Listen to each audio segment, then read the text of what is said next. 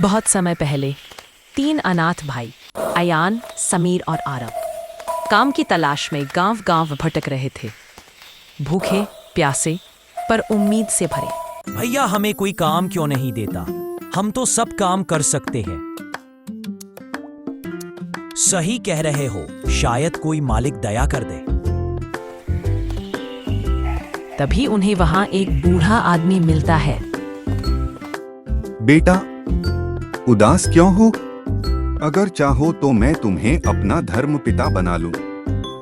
बस एक वादा करना, जिंदगी भर सच्चाई का साथ दोगे। हाँ बाबा, हम वापा करते हैं। बहुत अच्छा।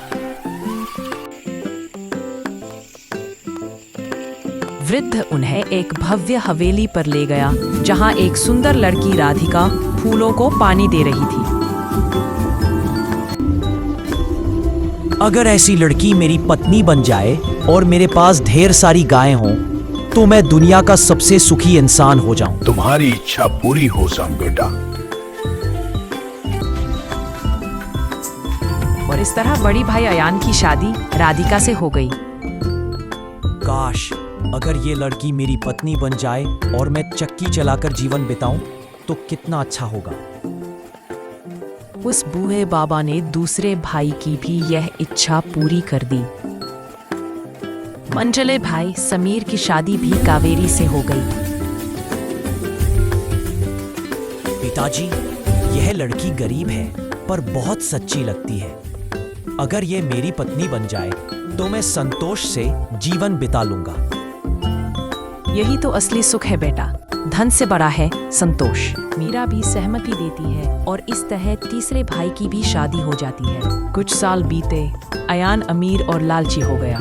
समीर कंजूस और स्वार्थी बन गया, लेकिन आरव गरीबी में रहते हुए भी संतोष और ईमानदारी से जीवन बिताता रहा।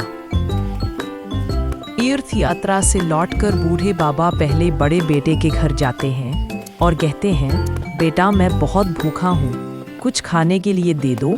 लेकिन उसको बहुत गुस्सा आ गया और बोला, यहाँ से दफा हो जाओ बूढ़े, मेरे पास फालतू के लिए समय नहीं। तभी उसके महल में आग लग जाती है। तभी बूढ़े बाबा पर दूसरे बेटे समीर के घर पहुंचते हैं और कहते हैं, बेटा कुछ खाने दे दो। मुझे वह भी गुस्सा हो जाता है और कहता है, यहाँ से दफा हो जाओ बूढ़े, मेरे पास फालतू के लिए समय नहीं। चक्की में अचानक आग लग जाती है और सब नष्ट हो जाता है। उसके बाद वो तीसरे बेटे आरव के घर जाते हैं।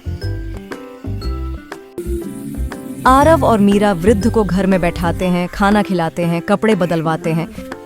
आरव की पत्नी मीरा कहती है, बाबा आपके कपड़े फट चुके हैं, ये पहन लीजिए।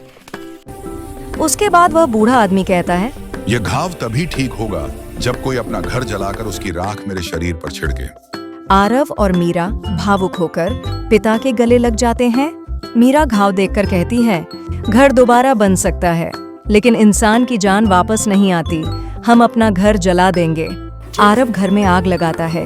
अचानक झोपड़ी राख होकर महल में बदल जाती है। वृद्ध का घाव भर जाता है।